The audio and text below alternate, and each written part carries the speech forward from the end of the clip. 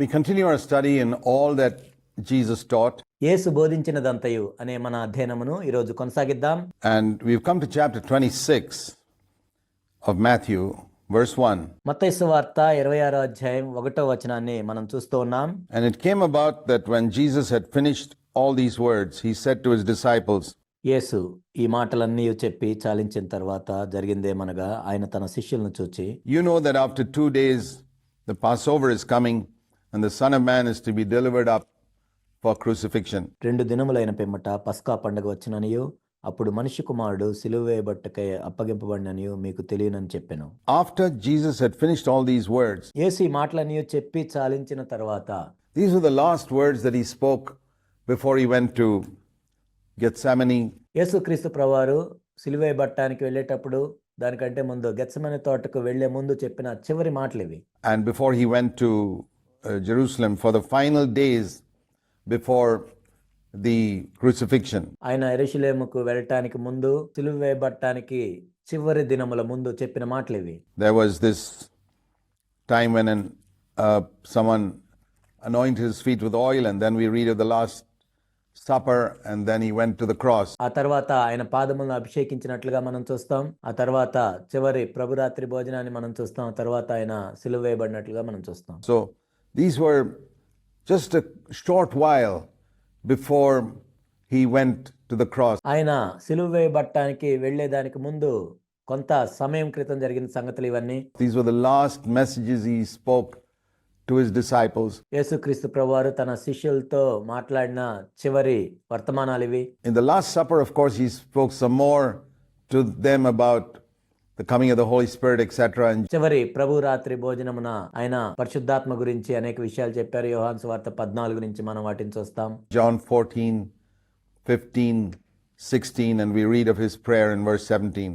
యోహాను సువార్త 14, 15, 16, 17వ అధ్యాయంలోనేమో ఆయన ప్రార్థన మనం చూస్తాం. But prior to that, అయితే దానికంటే ముందు it's very interesting to see that the last words that Jesus spoke were related to faithfulness and being ready for his coming. అయితే వీటికంటే ముందు యేసు ప్రభు మాట్లాడిన అంశాలు ఏంటంటే నమ్మకంగా ఉండటము, ప్రభు యొక్క రాకడ కొరకు సిద్ధపడి ఉండటం. In our personal life, in the story of the virgins, కన్యకల ఉపమానంలో మనం చూసినట్లయితే మన వ్యక్తిగత జీవితంలో మనం నమ్మకంగా ఉండాలి. in the use of our gifts, in the gifts God's given us, in the story of the talents, తలాంతుల ఉపమానంలో దేవుడు మనకిచ్చిన తలాంతుల్ని నమ్మకంగా వాడాలని మనం చూసాం.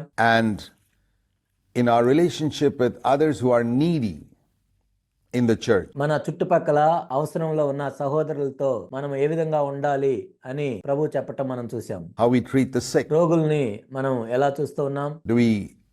Are we able to serve them? వాళ్ళకి సహాయం చేస్తున్నామా? It's very interesting to see the contrast between those who enter God's kingdom and all they did was visit the sick. ఇక్కడ మనం చూసినట్లయితే దేవుని రాజ్యంలో ప్రవేశించిన వాళ్ళు ఏం చేశారంటే రోగుల్ని చూశారు వాళ్ళు అంతే. You know, like it says in Matthew 25, and I was sick, verse 36, and you visited me. మత్తయి సువార్త 25:36లో మనం చూసినట్లయితే రోగిని అయి ఉంటిని నన్ను చూడవచ్చితిరి. And they get into God's kingdom. వాళ్ళు దేవుని రాజ్యంలోకి ప్రవేశించారు. Whereas those in Matthew 7 who say we heal the sick in verse 22, they go to hell. కానీ మత్తయి సువార్త 7వ అధ్యాయం 22వ వచనంలో మేము రోగులను స్వస్థపరిచామని వాళ్ళు చెప్పారు కానీ వాళ్ళు నరకానికి వెళ్ళారు. Isn't that interesting? Matthew 7, 22 and 23. చూడండి, ఇక్కడ మత్తయి సువార్త 7వ అధ్యాయం 22, 23 వచనాల్లో ఈ మాటలు ఉన్నాయి. ఇవి చూడటానికి ఆసక్తికరంగా లేవా? That those who healed the sick went to hell, and those who visited the sick went to heaven. రోగుల్ని స్వస్థపరిచిన వాళ్ళేమో నరకానికి వెళ్ళారు, రోగులను చూడటానికి వెళ్ళిన వాళ్ళేమో పరలోక రాజ్యానికి వెళ్ళారు. What is the reason?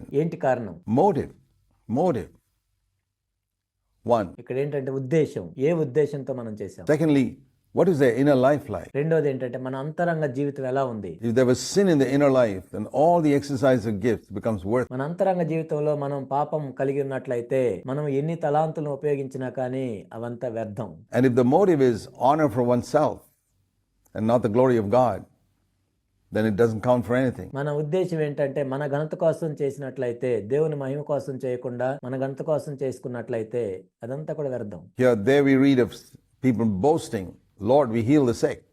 We did miracle. ఇక్కడ మనం చూసినట్లయితే ప్రభువా మేము రోగులను స్వస్థపరిచాం, అద్భుతాలు చేశామని అతిశయిస్తూ ఉన్నారు. Here people say, I don't even remember when I visited the sick. When was that? ఇక్కడేమో నేను రోగిని ఎప్పుడు సందర్శించాను, అసలు నాకు గుర్తే లేదని చెబుతున్నారు. So It's very important to see that God doesn't see the way man sees. మనుష్యుడు ఎలా చూస్తాడో దేవుడు ఆ విధంగా చూడడు అని మనం అర్థం చేసుకోవాలి. God doesn't evaluate our service in our life the way man evaluates. ఒక మనిషి మన జీవితాన్ని మన సేవను ఏ విధంగా అయితే వాళ్ళు చూస్తారో దేవుడు అలా చూడడు. Completely different. సంపూర్ణంగా ఎంతో వ్యత్యాసంగా ఉంటుంది ఇది. And that's why it's important to study scripture so that we get God's perspective on things. అందుకే లేఖనాలను మనం చదవటం ఎంతో ప్రాముఖ్యమైన విషయం. అనేక వాటి మీద దేవుడు వీటిని ఎలా చూస్తాడు అనే గ్రహింపు మనకు కలుగుతుంది ఆ విధంగా. Most Christians don't have God's perspective on things. చాలా మంది క్రైస్తవులు కొన్ని విషయాల మీద దేవుడు ఎలా ఆలోచిస్తాడు అనేది వాళ్ళకి తెలియదు. They evaluate their service in their life very often exactly the way worldly people evaluate their life and service. వాళ్ళ సేవని వాళ్ళ జీవితాన్ని వాళ్ళు ఏ విధంగా చూసుకుంటారంటే ఈ లోకానుసారులు ఏ విధంగా చూస్తారో వీళ్ళు కూడా అలానే చూసుకుంటారు. But we need to reorient our thinking so that we begin to think more like God thinks. కానీ మన ఆలోచన విధానాన్ని మనం మార్చుకోవాలి. దేవుడు ఎలా ఆలోచిస్తాడో మనం కూడా ఆ విధంగా ఆలోచించాలి. So that we don't waste our earthly life. ఆ విధంగా ఈ భూమి మీద మన జీవితాన్ని మనం వ్యర్థం చేసుకోకుండా ఉంటాం. Having said these things and finished all these things, then he said to his disciples, ఈ మాటలన్నీ ఆయన చెప్పి చాలించిన తర్వాత తన శిష్యులతో ఏ విధంగా చెప్తున్నారు ప్రభు. after 2 days, the Passover is coming. These words were spoken just a couple of days before he went to the cross. And then he'll be delivered up to crucifixion. 2 దినములైన పిమ్మట పస్కా పండుగ వచ్చిననియు అప్పుడు మనిషి కుమారుడు సిలువేయబట్టుకై అప్పగింపబడిననియు మీకు తెలియనని చెప్పాను. Chief priests and elders had gathered together in the court of the high priest, and they had already plotted to seize Jesus by stealth and to kill him. ఆ సమయమున ప్రధాన యాజకులను ప్రజల పెద్దలను కయపాను ప్రధాన యాజకుని మందిరంలోనికి కూడి వచ్చి యేసుని మాయోపాయం చేత పట్టుకొని చంపవాలని ఏకమై ఆలోచన చేసిరి. But they were saying not during the festival, lest there riot occur among the people. అయితే ప్రజల్లో అల్లరి కలుక్కుండానట్లు పండుగలో వద్దని చెప్పుకోండి. It's very interesting to see how religious people who claim to be servants of God and చూడండి, ఇక్కడ మతానుసారులైన వ్యక్తులు, మేము దేవుని సేవకులం అని చెప్పుకుంటున్న వ్యక్తులు, supposed to be the representatives of God among the people, can scheme together to hurt a prophet of God. ప్రజలకు దేవుని ప్రతినిధులుగా ఉండవలసిన వ్యక్తులు ఒక దేవుని ప్రవక్తని ఏ విధంగా మనము గాయపరచాలి, హాని చేయాలి అని వాళ్ళు కుట్ర చేస్తూ ఉన్నారు. It happened in Jesus' time. It happens even now. యేసు ప్రభువున దినాల్లో ఇది జరిగింది, ఇప్పుడు కూడా జరుగుతూనే ఉంది. Where religious people get together and scheme and plan to hurt God's true servants. మతానుసారులైన వ్యక్తులు వాళ్ళు కూడి వచ్చి మాయాపాయం చేత కుట్రలు పన్ని నిజమైన దేవుని సేవకుడిని ఏ విధంగా హింసించాలి అని వాళ్ళు ఆలోచన చేస్తూ ఉంటారు. But it does not succeed. కానీ వాళ్ళు ఆ విషయంలో జయించలేరు. It does not succeed. They may hurt him physically, but they will only fulfill God's perfect plan for that person. ఈ విషయంలో వాళ్ళు విజయం సాధించలేదు. వాళ్ళు చేసిందల్లా కూడా దేవుని యొక్క పరిపూర్ణ ప్రణాళిక, ఆ దేవుని సేవకుని విషయంలో ఏదైతే ఉందో దాన్ని మాత్రం వీళ్ళు నెరవేర్చారు. Any true servant of God who really seeks to follow Jesus ఏ నిజమైన దేవుని సేవకుడైన ప్రభువుని నిజముగా వెంబడించాలనుకునే వ్యక్తి will find similar experiences to what Jesus experienced as well. యేసు ప్రభు ఏ విధంగా వెళ్ళారో ఈ నిజమైన దైవ సేవకుడు కూడా అలాంటి అనుభవాలను కలిగి ఉంటాడు. Religious people, the top religious people, may hate you. మతానుసారులైన వ్యక్తులు, మత సంబంధమైన అధికారం కలిగిన వ్యక్తులు నిన్ను ద్వేషించొచ్చేమో. And they may scheme and do all types of things వాళ్ళు కుట్ర పన్ని అనేక విషయాలు చేయొచ్చు. in order to get at you in some way or to trouble you in some way, take you to court. ఏదో ఒక విధంగా నిన్ను బాధించడానికి, హింసించడానికి, కోర్టుకు తీసుకువెళ్ళటానికి. And they scheme and manipulate things in order to take you to court. There'll be bribery, corruption, all types of things. ఎన్నో కుట్రలు చేయొచ్చు, కోర్టుకు తీసుకువెళ్ళొచ్చు, లంచాలు ఇవ్వచ్చు, అలాంటివి ఎన్నో చేయొచ్చు. But God, who's watching the whole thing, will turn their plans into foolishness. కానీ వీటన్నిటిని చూస్తున్న దేవుడు వాళ్ళ ప్రణాళికలన్నింటినీ బుద్ధిహీనంగా మారుస్తాడు. That's a wonderful thing. We can actually pray for that. ఇదంతా అద్భుతమైన విషయము. దాని గురించి మనం ప్రార్థన చేయాలి. నిజానికి We read that when one of David's friends called Ahithophel దావీదు స్నేహితుడైన అహీతోఫెలు had left David and joined up with his rebellious son Absalom. దావీదుకి విరోధంగా దావీదు కుమారుడైన అబ్షాలోం పక్కన వెళ్ళినప్పుడు We read in the Old Testament that someone prayed, Lord, turn the counsel of Ahithophel to foolishness. అక్కడ ప్రార్థన మనం చూస్తాము, ప్రభువా అహీతోఫెలు ప్రణాళికలన్నింటినీ బుద్ధిహీనమైనవిగా మార్చండి అని ఉంటుంది. And God did that. దేవుడు ఆ విధంగా చేశాడు కూడా. And the plan and scheme to kill David did not succeed. దావీదును చంపాలనే ప్రణాళిక కుట్ర వాళ్ళు చేశారు, కానీ వాళ్ళు ఆ విషయంలో విజయం సాధించలేకపోయారు. The king's heart is in the hand of the Lord, and everybody's heart is in the hand of the Lord. రాజు యొక్క హృదయము దేవుని యొక్క చేతిలో ఉంటుంది. ప్రతి మనిషి యొక్క హృదయం కూడా దేవుని చేతిలోనే ఉంటుంది.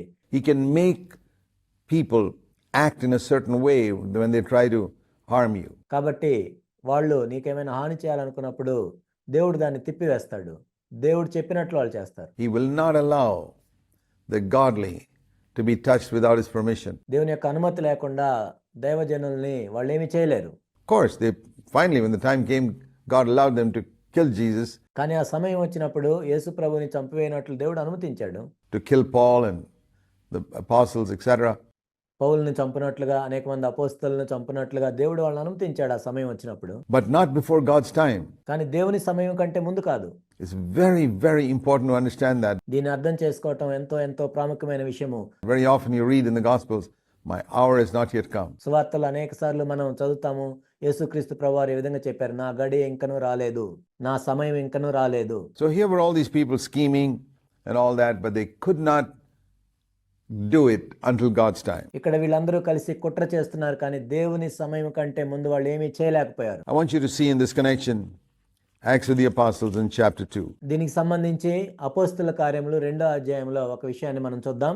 In Acts of the Apostles chapter 2, Peter, filled with the Holy Spirit, says these words concerning Jesus the Nazarene. ఇక్కడ అపోస్తల కార్యములు 2వ అధ్యాయంలో పేతురు పరిశుద్ధాంతో నింపబడి ఈ విధంగా చెప్తున్నాడు, నజరేయుడైన యేసును గురించి. There are a number of things he reveals here about his ministry.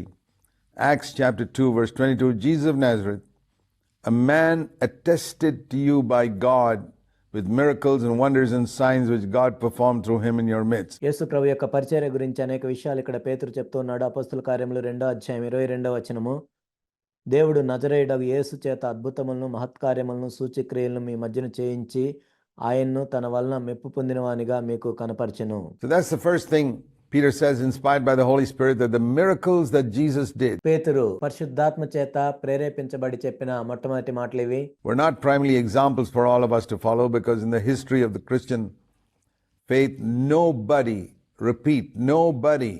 has ever been able to have the type of healing and miraculous ministry that Jesus had. యేసు ప్రభువారు చేసిన అద్భుతాలు ప్రాథమికంగా ఎందుకు చేశారంటే మనం వెంబడించడానికి కాదు. ఈ క్రైస్తవ చరిత్రలో మనం చూసినట్లయితే యేసుక్రీస్తు ప్రభువారు చేసిన అద్భుతాలు మహత్కార్యాలు మరలా ఎవరు చేసినట్లుగా మనం చూడం. We can preach as he did, but we can't heal as he did. ఆయన బోధించినట్లుగా మనం బోధించవచ్చు, కానీ ఆయన స్వస్థపరిచినట్లుగా మనం స్వస్థపరచలేం. Or do miracles as he did. And we read here that those miracles were signs to attest the fact that he was the Messiah. ఆయన అద్భుతాలు చేసినట్లుగా మనం అద్భుతాలు చేయలేము. కాబట్టి ఇవన్నీ ఆయన ఎందుకు చేశారు అంటే ఆయనే క్రీస్తు అని, మెస్సయ్య అని అంగీకరించబడినట్లుగా, దేవుని వల్ల మెప్పు కలుగునట్లుగా చేయబడినని చెప్పారు. Not something for us to copy. మనం కూడా వాటినే చేయాలని కాదు. When Jesus said, "Follow me," he wasn't telling us to follow him in doing miracles. He was telling him to follow him in the way he walked the way of the cross all his life. యేసు ప్రభు నన్ను వెంబడించుడి అని చెప్పినప్పుడు ఆయన వల్లే అద్భుతాలు చేయమని కాదు, తన జీవితం అంతా కూడా తన శిలువను ఎత్తుకొని ఆయన నడిచినట్లుగా మనము కూడా ఆ విధంగా నడవాలని ప్రభు పిలుస్తూ ఉన్నారు. And the other thing we see here that Peter says, inspired by the Holy Spirit, in verse 23 is, పేతురు పరిశుద్ధాత్మ చేత ప్రేరేపించబడి ఆయన చెప్పిన మరొక విషయం ఏంటంటే ఇక్కడ 23వ వచనంలో, this man was delivered up by the predetermined plan and foreknowledge of God. దేవుడు నిశ్చయించిన సంకల్పమును ఆయన భవిష్యత్ జ్ఞానమును అనుసరించి అప్పగించబడిన ఈయనను. That wasn't an accident, his being captured. కాబట్టి ఆయన పట్టబట్టం అనేది అదేదో అకస్మాత్తుగా జరిగింది కాదు. It was part of God's predetermined plan. దేవుడు ఆయన ముందే తన సంకల్పమును బట్టి భవిష్యత్తు జ్ఞానమును బట్టి జరిగింది అది. And you nailed him to a cross. మీరు దుష్టుల చేత సిలువ వేయించి చంపితిరి. That means long before time began, the Bible speaks about the lamb slain from the foundation of the world in the book of Revelation. భూమి పునాదులు వేయబడక మునిపే ప్రకటన గ్రంథంలో రాయబడింది, వధించబడిన గొర్రెపిల్ల అని. Slain from the foundation of the world means long before Genesis chapter 1 verse 1, God knew that Adam was going to sin and God made provision. జగత్తు పునాది వేయబడక మునిపే వధించబడిన గొర్రెపిల్ల అంటే ఏంటంటే ఆదికాండం 1వ అధ్యాయం 1వ వచనానికి ముందే ఆదాము పాపం చేస్తాడని దేవునికి తెలుసు, మానవులు విమోచించబడాలని దేవునికి తెలుసు. For Adam and his race to be redeemed from their sin, those who wanted to respond, and had already determined that Christ was going to be crucified. మానవులు వాళ్ళ పాపం నుండి విడిపించబడాలని ఎవరైతే దానికి స్పందిస్తారో వాళ్ళ గురించి యేసుక్రీస్తు ప్రభువారు వచ్చి సిలువ వేయబడాలనేది కూడా దేవునికి ముందే తెలుసు. And like it says in Galatians 4, in the fullness of time, గలతీయులకు రాసిన పత్రిక 4వ అధ్యాయంలో చెప్పబడినట్లుగా కాలములు సమయములు సంపూర్ణమైనప్పుడు God sent his son. There was a particular time in human history when God planned that Jesus Christ would be born on this earth. దేవుడు తన కుమారుని పంపాడు. మానవ చరిత్రలో ఒకానొక ప్రత్యేకమైన సమయంలో యేసుక్రీస్తు ప్రభువారు ఈ భూమి మీద పుట్టినట్లుగా దేవుడు పంపించాడు. Down to the exact date when he should be crucified. ఖచ్చితంగా ఏ తేదీన ఆయన పుట్టాలి, ఖచ్చితంగా ఏ తారీఖున ఆయన సిలువ వేయబడాలి. It's also mentioned in Daniel chapter 9 when the Messiah will be cut off. దానియేలు 9లో కూడా ఇదెంతో స్పష్టంగా ప్రస్తావించారు, మెస్సయాను ఎప్పుడు అంతమొందిస్తారు అని. And that he should be resurrected. It is all planned, the predetermined plan and foreknowledge. The God who can see the future. It was part of his plans. ఆ తర్వాత ఆయన ఎప్పుడు తిరిగి లేవాలి అన్నది కూడా ముందే దేవుడు తన సంకల్పం చొప్పున దేవుని యొక్క భవిష్యత్తు జ్ఞానాన్ని బట్టి అది జరిగింది. దేవుడు ముందే సంగతులను చూడగలడు. So Caiaphas, and what you read in Matthew 26 verse 3 and 4, they plotted together, verse 4, to seize Jesus by stealth and kill him. దేవుని యొక్క సంకల్పం చొప్పున అది జరిగింది. ఇక్కడ మనం చూసినట్లయితే మత్తయి సువార్త 26వ అధ్యాయం 3-4 వచనముల్లో ఆ సమయమున ప్రధాన యాజకులను ప్రజల పెద్దలను కయపాను ప్రధాన యాజకుని మందిరంలో కూడి వచ్చి యేసును మాయోపాయం చేత పట్టుకొని చంపవాలని వాళ్ళు ఏకమై ఆలోచన చేశారు. They thought that they were planning something which God didn't know about. వాళ్ళు ఏమనుకున్నారంటే మనం ఈ విధంగా ఆలోచన చేస్తున్నాం, అది దేవుడికి తెలియదులే అనుకున్నారు. God knew about it before he created Adam. ఆదామును సృష్టించక మునిపే దేవునికి ఈ విషయం తెలుసు. That Caiaphas and all these others would plot together, and what were they going to do? They were only going to fulfill God's predetermined plan according to his foreknowledge. మాయోపాయం చేత కయప మరియు ఇతర ప్రధాన యాజకులు కలిసి వాళ్ళు యేసుని సిలువ వేయించాలని అనుకుంటున్నారు. అయితే దేవునికి ఇది ముందుగానే తెలుసు. Now if we understand that, we will not be worried if we are serving God and we are his children. ఇది మనకు ముందుగానే తెలిసినట్లయితే మనం చింతించాల్సిన అవసరం లేదు. ఎందుకంటే మనం దేవుణ్ణి సేవిస్తున్నాము, తన ప్రజల్ని సేవిస్తున్నాము. If you hear that somebody is scheming and plotting something against you, నీ గురించి ఇతరులు మాయోపాయం చేత కుట్రలు చేస్తున్నారు, ప్రణాళిక వేస్తున్నారు అని నీకు తెలిసినప్పుడు what in the world are they going to do? What in the world are they going to accomplish? కాబట్టి వాళ్ళు ఏమి సాధిస్తారు, వాళ్ళు ఏమి చేస్తారు? నిజానికి Only that which God's predetermined plan and foreknowledge has planned for your life. దేవుడు నీ జీవితం కోసం ముందే ఏ సంకల్పం అయితే కలిగి ఉన్నాడో తన భవిష్యత్తు జ్ఞానాన్ని బట్టి నీ జీవితంలో ఏదైతే ప్రభు ప్రణాళిక కలిగి ఉన్నారో దాన్నే వీళ్ళు నెరవేరుస్తారు. They won't be able to do anything outside of that. దానికి మించి దానికి వెలుపల వీళ్ళు ఏమీ చేయలేరు. And that's a great comfort for us to know. ఈ విషయాన్ని తెలుసుకోవటం ద్వారా మనం ఎంతో ఆదరించబడతాం. There are little glimpses we have here of the total sovereignty of God. దేవుని యొక్క సార్వభౌమాధికారం గురించి ఇక్కడ మనం కొంచెం చూడవచ్చు. Our Father who art in heaven, that's how he taught us to pray. పరలోకమందున్న మా తండ్రి అని మనం ప్రార్థన చేస్తూ ఉంటాం. When we prayed, we must not only look to God who is our dad, but one who is sovereign, one who has control over all circumstances and everything. దేవుణ్ణి మనము తండ్రిగా మాత్రమే కాక ఆయన సార్వభౌమాధికారాన్ని సమస్తము ఆయన అధీనంలో ఉన్నాయని, ఆయన పరలోకమందున్నాడని మనం చూడాలి. Sovereign God. సార్వభౌముడైన దేవుడు. Who determines even if somebody is plotting to kill you. ఎవరైనా నిన్ను చంపటానికి ప్రయత్నం చేస్తున్నా కానీ ఆయన సంకల్పంలో అది ఉంటుంది. Now if you believe that, you'll never be anxious. నువ్వు దాన్ని నమ్మినట్లయితే ఎన్నటికీ నువ్వు చింతించవు. You'll never be anxious whatever people are scheming or planning against you. ప్రజలు నీకు ఎంత వ్యతిరేకంగా కుట్ర చేసినా, వాళ్ళు ప్రణాళిక వేసినా నువ్వు చింతించవు. ఎందుకంటే because you say, well, that's just the predetermined plan of God according to his foreknowledge, and I live in the center of God's will. అది దేవుని యొక్క అనాది సంకల్పం చొప్పునే జరుగుతుంది. దేవుని యొక్క భవిష్యత్తు జ్ఞానాన్ని బట్టే జరుగుతుంది. నేను దేవుని యొక్క చిత్తంలో జీవిస్తున్నాను. And therefore, nothing can happen to me, and nobody can ever do anything or scheme or plan anything without God's permission. కాబట్టి నాకేమీ జరగదు. నాకు విరోధంగా ఎటువంటి ప్రణాళికలు ఎవరు వేసినా నాకేమీ జరగదు. That's so important for us to know in times of persecution, particularly. హింసలు జరుగుతున్నప్పుడు ముఖ్యంగా ఆ శ్రమల కాలంలో ఈ విధంగా మనం అర్థం చేసుకోవటం ఎంతో ప్రాముఖ్యమైంది. And if you are established in this faith, then we will not be in a panic or in anxiety. ఈ విశ్వాసములో మనం స్థిరపరచబడినట్లయితే మనము చింతన కలిగి ఉండము, భయపడము. Even in times of persecution. మనం హింసల ద్వారా వెళ్ళవలసిన సమయంలో కూడా.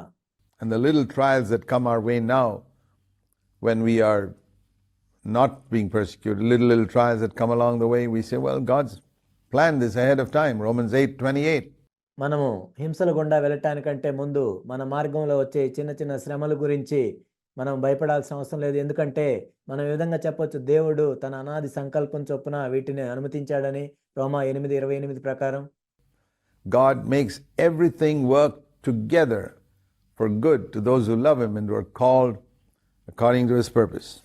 ఎవరైతే తన ఉద్దేశం చొప్పున పిలువబడ్డారో, ఎవరైతే దేవుణ్ణి ప్రేమిస్తూ ఉంటారో వారికి సమస్తము మేలు కొరకై సమకూడి జరుగుతూ ఉంటాయి. And verse 6, one more thing I want to say, and they were planning to kill him, and when they killed him on a particular day, that was the Passover day. వాళ్ళు ఆయన్ను చంపటానికి వాళ్ళు ఆలోచన చేస్తూ ఉన్నారు. అయితే వాళ్ళు అనుకున్నది ఎప్పుడంటే అది పస్కా దినమున.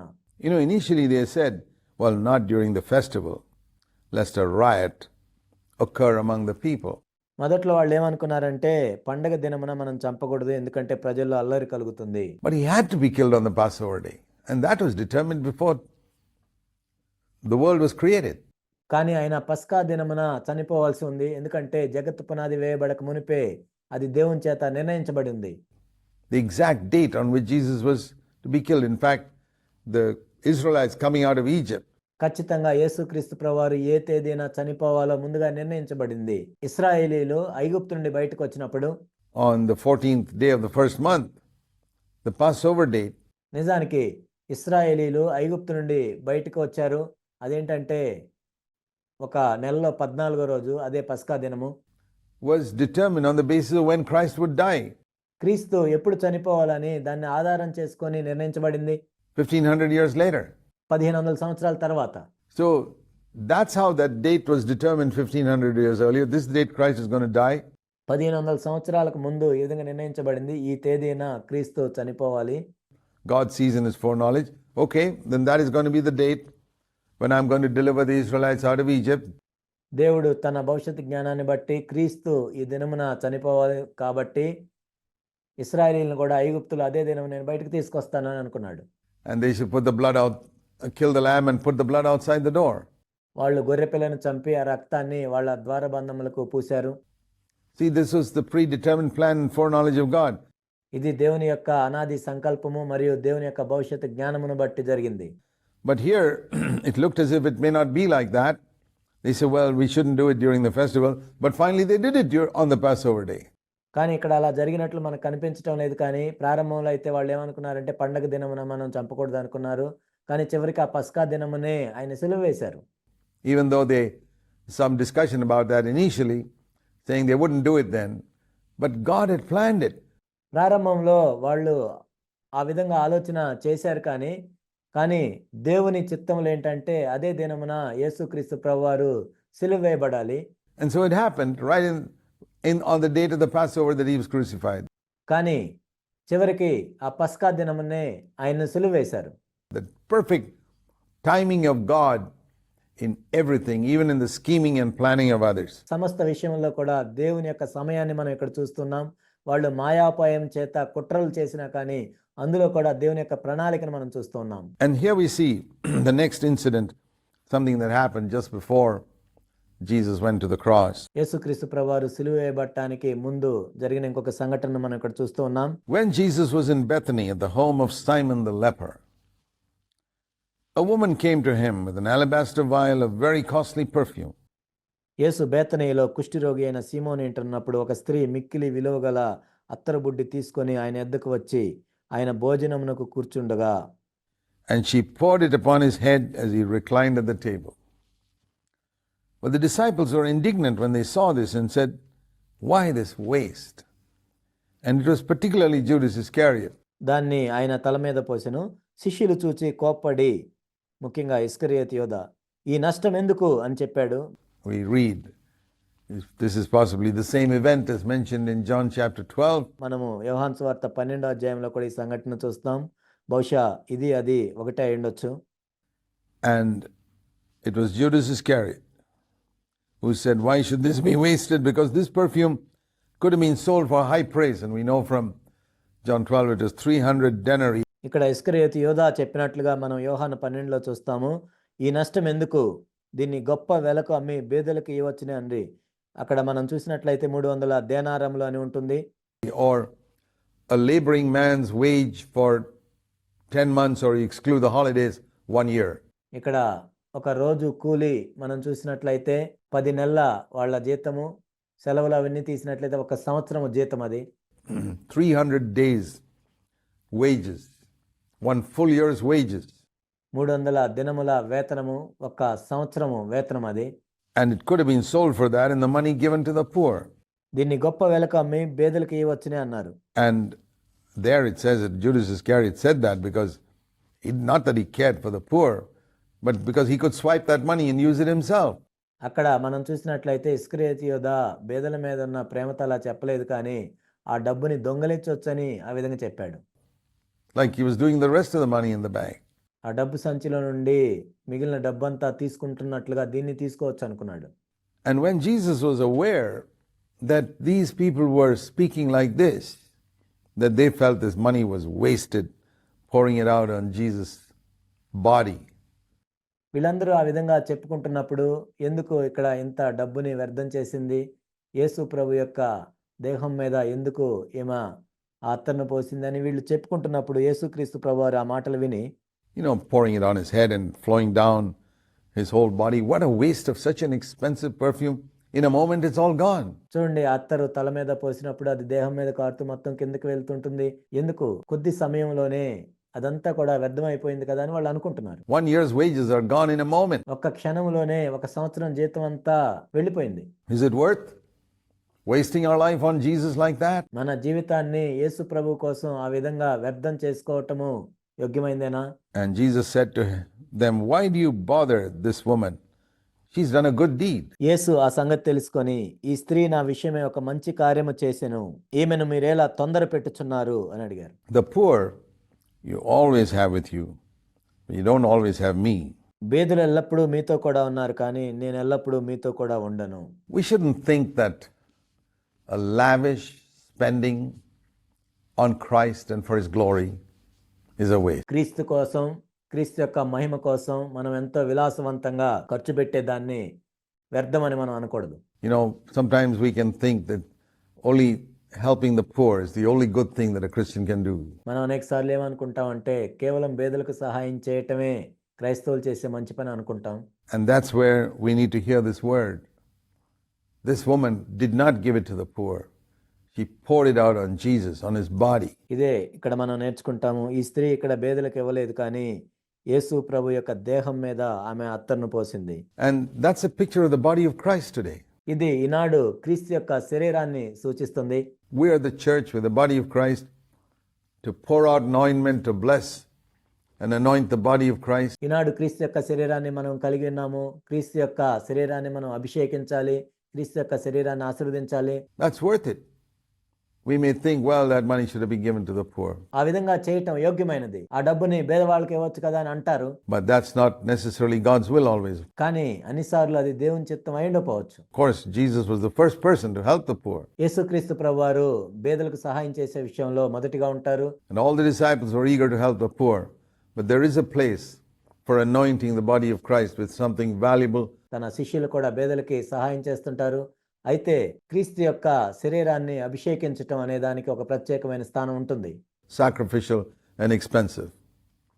విలువైన దాంతో, ఖరీదైన దాంతో త్యాగపూరితంగా క్రీస్తు యొక్క శరీరాన్ని అభిషేకించాల్సిన అవసరం ఉంటుంది. the body of Christ today. నేడు కూడా క్రీస్తు యొక్క శరీరాన్ని ఆ విధంగా చేయాల్సిన అవసరం ఉంటుంది. And I'll notice something else here. When she poured this perfume upon my body, Jesus says in verse 12, she did it to prepare me for the burial. ఇక్కడ మీరు గమనించినట్లయితే 12వ వచనంలో ఈమె ఈ అత్తరు నా శరీరం మీద పోసి నా భూస్థాపన నిమిత్తము దీన్ని చేసెను. Now, it's interesting to note that when Jesus rose from the dead on that day, ఇక్కడ మీరు గమనించినట్లయితే 12వ వచనంలో ఈమె ఈ అత్తరు నా శరీరం మీద పోసి నా భూస్థాపన నిమిత్తము దీన్ని చేసెను. Jesus was crucified on Thursday, and there were 2 Sabbaths after that. One a special Sabbath on the Friday and the regular Sabbath on Saturday. యేసుక్రీస్తు ప్రభువారు గురువారం రోజున సిలువ వేయబడ్డారు. ఆ తర్వాత 2 విశ్రాంతి దినాలు వచ్చాయి. ఒకటేమో ప్రత్యేకమైన విశ్రాంతి దినము శుక్రవారం వచ్చింది. తర్వాత సాధారణంగా వచ్చే విశ్రాంతి దినం శనివారం వచ్చింది. So the women could not go to the tomb to anoint the body of Jesus because they had to bury it in a hurry on the Thursday.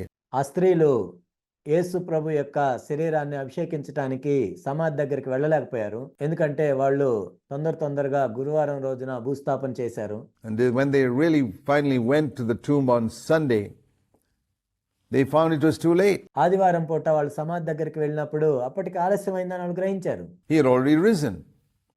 There was no way to anoint the body of Jesus. But there was one woman who did it. ఆయన అప్పటికే లేచి ఉన్నాడు. వాళ్ళు అభిషేకించడానికి అక్కడ క్రీస్తు దేహం లేదు. కానీ ఒక్క స్త్రీ ముందుగానే అభిషేకించింది. And she did it because she did it before he was crucified. ఆమె ఎలా చేసిందంటే ఆయన సిలువ వేయబడక మునిపే ఆమె అభిషేకించింది. Jesus said that. She's anointed my body with perfume, preparing it for burial. ఈమె ఈ అత్తరు నా శరీరం మీద పోసి నా భూస్థాపన నిమిత్తం దీన్ని చేసెను అని ప్రభు చెప్పారు. Why, he wasn't even dead. Where's the question of burial? ఆయన ఇంకా చనిపోలేదు. భూస్థాపన ఎక్కడిది ఇంకా? But here Jesus knew none of the other women would get a chance. ఇక్కడ యేసు ప్రభువుకు తెలుసు మిగిలిన స్త్రీలకు ఎవరికి కూడా ఈ అవకాశం రాదని. He did this earlier before the crucifixion, and thereby his body was anointed. ఆమె సిలువ వేయబడక మునిపే ఆమె ఇది చేసింది కాబట్టి ఆయన యొక్క శరీరాన్ని అభిషేకించింది. Now what we learn from that is, take time and opportunity to serve God in దీని నుండి మనం ఏమి నేర్చుకోవాలి? దేవుణ్ణి సేవించడానికి అవకాశాన్ని సమయాన్ని మనం తీసుకోవాలి. waste your life on him when you have the opportunity. మనకు అవకాశం ఉన్నప్పుడే మన జీవితాలను ఆయన మీద దారపోయాలి. If you wait for some later time, you may not get the opportunity at all. ఆ తర్వాత ఎప్పుడో నేను చేద్దామని ఉన్నట్లయితే ఆ తర్వాత అవకాశం రాకపోవచ్చు. Those who waited for the later time to anoint the body of Jesus after his crucifixion found on the resurrection morning, they missed the opportunity. It was gone. ఎవరైతే సిలువ వేయబడిన తర్వాత పునరుద్ధాన దినమున వాళ్ళు వెళ్ళారో అభిషేకించేయటానికి, ఆ తర్వాత వాళ్ళ అవకాశాన్ని కోల్పోయారు. ఆయన తిరిగి లేచాడు. Sometimes you wait for a future time to do something and you won't get the opportunity. కొన్నిసార్లు నేను భవిష్యత్తులో చేద్దామని నువ్వు వేచి ఉన్నట్లయితే అప్పుడు నీకు అవకాశం రాకపోవచ్చు.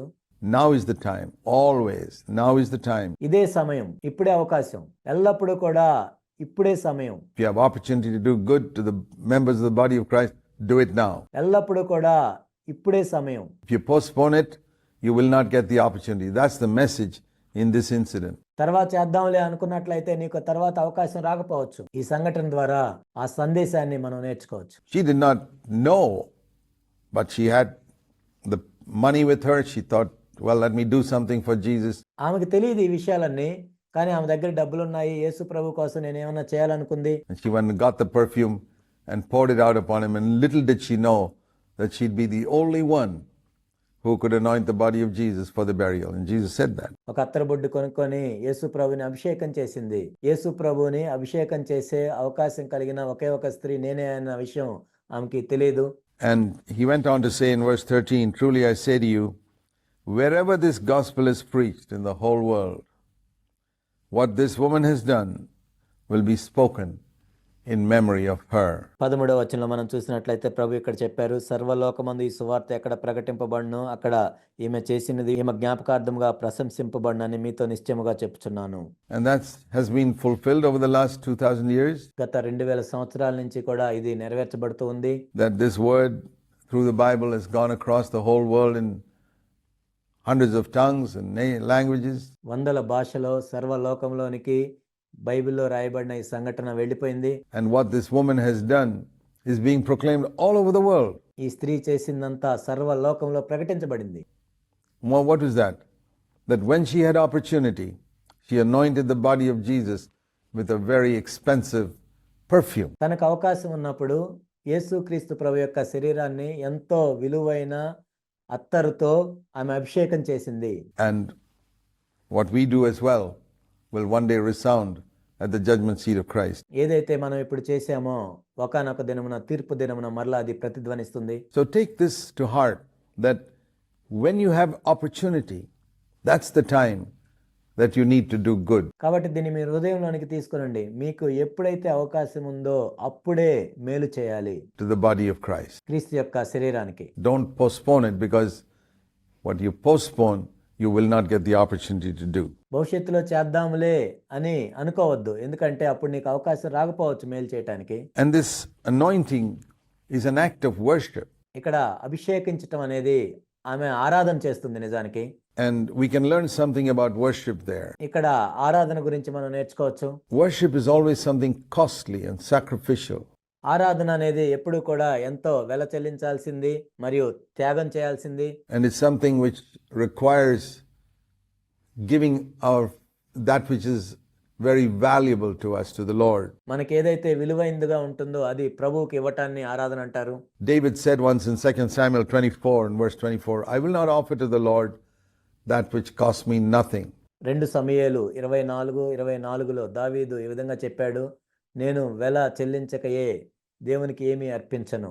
Now this woman could have taken something very cheap, some cheap perfume, and anointed the body of Jesus, but she didn't. ఈ స్త్రీని మనం చూసినట్లయితే విలువలేని చౌకబారైన ఒక అత్తరు బుడ్డిని కొనుక్కొని కూడా ప్రభువుని అభిషేకించి ఉండొచ్చు. She had saved up 1 year's wages. I don't know how many years she took to save 1 year's wages. You think of yourself, how long does it take? ఒక్క సంవత్సరం జీతం దాచిపెట్టుకోవటానికి ఆమె ఎన్ని సంవత్సరాలు దాచిపెట్టుకుందో మనకు తెలియదు. మీరు ఆలోచించండి ఒకసారి. What is your wage in 1 year? What's your salary in 1 year? Then ask yourself, how long will it take for you to save that much money? మీ ఒక్క సంవత్సరం జీతాన్ని అంత డబ్బును దాచిపెట్టడానికి ఎన్ని సంవత్సరాలు పడుతుందో మీరు లెక్క చూసుకోండి. A number of years. So here she saved this. Maybe it was a life savings. Probably it was. అనేక సంవత్సరాలు పడుతుంది. బహుశా ఆమె జీవితాంతం దాచిపెట్టుకున్న డబ్బు అయి ఉండొచ్చు అది. And she went and spent it all in the market to get a very expensive perfume, and she poured it on the head of Jesus. ఆ డబ్బంతా తీసుకొని వెళ్ళి మార్కెట్లోకి వెళ్ళి ఒక విలువైన అత్తరు కొని యేసు ప్రభు యొక్క దేహాన్ని ఆమె అభిషేకం చేసింది. And so there we learn that worship is something that involves sacrifice. ఇక్కడ మనం నేర్చుకునే విషయం ఏంటంటే ఆరాధన అంటే త్యాగం చేయటం. We move on to verse 14. Then one of the 12, named Judas Iscariot, went to the chief priest. అప్పుడు మనం చూసినట్లయితే 14వ వచనంలో అప్పుడు 12 మందిలో ఒకడగు ఇస్కరియోతు యోధా ప్రధాన యాజకుల యొద్దకు వెళ్ళి. That word then is very important. Now if you compare this passage with John chapter 12, ఇక్కడ మనం చూసినట్లయితే అప్పుడు అనేది ఎంతో ప్రాముఖ్యమైన వచనము. ఈ వాక్య భాగాన్ని యోహాను సువార్త 12వ అధ్యాయంలో మనం పోల్చి చూసినట్లయితే you see that it was Judas Iscariot who primarily said, well, this could have been given to the poor. అక్కడ ఇస్కరియోతు యోధా చెప్పినట్లుగా ఉంటుంది, ఈ డబ్బుని పేదలకు ఇవ్వచ్చు కదా. And the disciples probably agreed with him. బహుశా శిష్యులు కూడా తనతో ఏకీభవించి ఉండొచ్చు. But he was really saying that so that the money could come into his bag. కానీ ఆయన ఎందుకు చెప్పాడంటే తన దగ్గర ఉన్న డబ్బు సంచిలోకి ఇంకా డబ్బులు రావాలని చెప్పాడు. And when Jesus said these words, why do you trouble this woman? She's done a good deed. Why do you bother her? ఈ స్త్రీ నా విషయమే ఒక మంచి కార్యం చేసెను, ఈమెను మీరేలా తొందర పెట్టుచున్నారు అని ప్రభు అన్నారు. And she's come to anoint my body for the burial, and you folks are stopping her, and whatever she's done is going to be proclaimed throughout the whole world. సర్వలోకమందు ఈ సువార్త ఎక్కడ ప్రకటింపబడునో అక్కడ ఈమె చేసింది ఈమె జ్ఞాపకార్థంగా ప్రశంసించబడును అని ఆయన చెప్పినప్పుడు Judas was offended because he was corrected publicly. బహిరంగంగా ఇస్కరియోతు యోధాని సరిచేసినందుకు ఆయన అభ్యంతరపడ్డాడు. Do you get offended if somebody corrects you publicly? ఎవరైనా బహిరంగంగా నిన్ను సరిచేసినప్పుడు నువ్వు అభ్యంతరపడుతున్నావా? Well, Judas was like that. ఇస్కరియోతు యోధా అలా ఉన్నాడు. And as soon as he got offended, it says then ఎప్పుడైతే ఆయన అభ్యంతరపడ్డాడో అప్పుడు he went to the chief priests ఇస్కరియోతు యోధ ప్రధాన యాజకుల యొద్దకు వెళ్ళెను. and said, "What are you willing to give me if I deliver him up to you?" నేను ఆయన్ని మీకు అప్పగించిన ఎడ్ల నాకేమి ఇత్తురు అని వారిని అడిగాను. See, it was that offense that came because he was humiliated publicly by being corrected. బహిరంగంగా ఆయన్ను సరిదిద్దినందుకు ఆయన ఎంతో అవమానపడి అభ్యంతరపడి ఈ విధంగా వెళ్ళాడు. It was a very small thing. Compare his reaction to correction ఇది చాలా చిన్న విషయం. నిజానికి చూసినట్లయితే ఇస్కరియోతు యోధ సరిదిద్దబడినప్పుడు ఏ విధంగా స్పందించాడు, with Peter's reaction to correction. In an earlier study, పేతుర్ని సరిదిద్దినప్పుడు పేతురు ఏ విధంగా స్పందించాడు మనం చూడవచ్చు. ఇంతకు ముందు అధ్యయనంలో దాన్ని మనం చూసాం. we saw how Jesus once turned around to Peter and said, "Get behind me, Satan." ఒకసారి యేసుక్రీస్తు ప్రభువారు పేతురు వైపు తిరిగి సాతానా నా వెనక్కి వెళ్ళని గద్దించాడు. That is a very strong correction, a very strong public rebuke. అవి ఎంతో కఠినమైన మాటలు. ఎంతో కఠినంగా బహిరంగంగా పేతురు గద్దించబడ్డాడు. Much worse than this.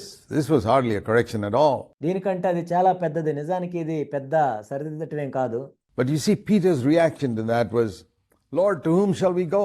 కానీ పేతురు దానికి ఏ విధంగా ప్రతిస్పందించాడో మనం చూసినట్లయితే, ప్రభువా మేము ఎక్కడికి వెళ్ళగలం? These are the words of eternal life. I'm not going to be offended. And what you said is right. I was thinking in a satanic way, seeking my own interest. నీవే నిత్య జీవపు మాటలు గలవాడు, మేము ఎక్కడికి వెళ్ళగలము? మీరు చెప్పింది సరి అయిందే. నేను సాతాను యొక్క మాటల చేత ప్రభావితం చేయబడ్డాను. But here was something much, much smaller. But when he was corrected, he got offended. కానీ ఇదేమో చాలా చాలా చిన్నది. అతన్ని సరిదిద్దినప్పుడు ఆయన అభ్యంతరపడ్డాడు. And he immediately went to betray Jesus. వెంటనే వెళ్ళి యేసుని అప్పగించడానికి వెళ్ళి And he began looking for an opportunity. And the chief priest said, "Sure, we'd like you to betray him to us." ప్రధాన యాజకుడు చెప్పాడు మేము డబ్బులు ఇస్తామని. వాడు అప్పటి నుండి ఆయన అప్పగించుటకు తగిన సమయమును కనిపెట్టుచుండెను. Give us 30 pieces. They gave him 30 pieces of silver in verse 15. ప్రధాన యాజకుల దగ్గరికి వెళ్ళి డబ్బుని అడిగినప్పుడు ప్రధాన యాజకుడు మేము ఇస్తామని చెప్పి 15వ వచనంలో మనం చూసినట్లయితే అందుకు వారు 30 వెండి నాణెములు తూచి వానికి ఇచ్చిరి. And from then on, he began looking for a good opportunity to betray him. వాడు అప్పటి నుండి ఆయన అప్పగించుటకు తగిన సమయము కనిపెట్టుచుండెను. So there we see the reaction of Peter to correction in Matthew 16. మత్తయి సువార్త 16వ అధ్యాయంలో పేతురుని సరిదిద్దినప్పుడు పేతురు యొక్క స్పందనను మనం చూసాం. And the reaction of Judas to correction when you combine Matthew 16 with John chapter 6. ఆ తర్వాత ఇక్కడ ఇస్కరియోతు యోధ యొక్క స్పందనను కూడా మనం చూస్తున్నాం. ఇక్కడ మత్తయి సువార్త 16వ అధ్యాయాన్ని యోహాను సువార్త 6వ అధ్యాయాన్ని మనం పోల్చి చూసినట్లయితే, "Get behind me, Satan." Peter's response is, "Lord, to whom shall we go?" These are the words of eternal life. మత్తయి 16లోనేమో సాతానా నా వెనక్కి వెళ్ళమని ప్రభు గద్దించాడు. యోహాను సువార్త 6లో పేతురు ఏం చెప్పాడంటే, ప్రభువా నిత్య జీవపు మాటలు గలవాడవు నీవే, మేము ఎక్కడికి వెళ్ళగలమని చెప్పాడు. Here, leave this woman alone. She's done a good thing. Don't think only of giving money to the poor.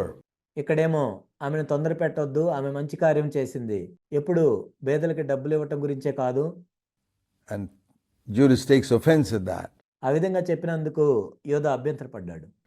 and goes and betrays Jesus. వెళ్ళి యేసు ప్రభువును అప్పగించాడు. You know, it's a pretty serious thing to be offended by a little correction. చిన్న చిన్నగా సరిదిద్దినందుకే అభ్యంతరపడటం అనేది ఎంతో తీవ్రమైన విషయం. అది You ask yourself, what is your attitude to correction when an older brother who loves you, maybe the elder in your church, corrects you about something? నిన్ను ప్రేమించే ఒక సంఘ పెద్ద మీ సంఘంలో లేక ఒక పెద్ద వ్యక్తి నిన్ను సరిచేసినందుకు ఏదైనా విషయాన్ని బట్టి నీ వైఖరి ఎలా ఉంది ఒకసారి ప్రశ్నించుకో. If you get offended, you can follow in Judas' footsteps and destroy your life. నీవు అభ్యంతరపడినట్లయితే నువ్వు కూడా యోధ అడుగు జాడల్లో నడిచి నీ జీవితాన్ని నువ్వు పాడు చేసుకోవచ్చు. On the other hand, you can say, well, correction, those are the words of eternal life. ఇంకొక విధంగా ఇలా కూడా అనుకోవచ్చు, నేను సరిదిద్దబడ్డాను, అవే నిత్య జీవం గల మాటలు. Like it says in the Psalms, let the righteous smite me, it'll be like oil upon my head. కీర్తనలో చెప్పబడినట్లుగా నీతిమంతులు కొట్టుట నాకు ఉపకారం, వారు గద్దించుట నాకు తైలాభిషేకము. I'm going to receive the correction from a righteous, godly man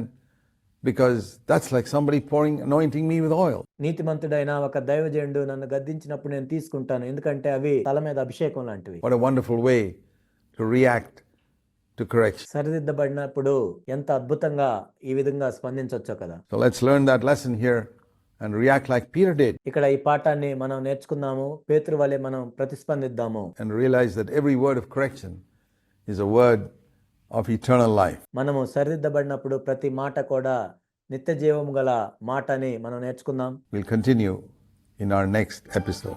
వచ్చే ఎపిసోడ్లో మనం దీన్ని కొనసాగిద్దాం.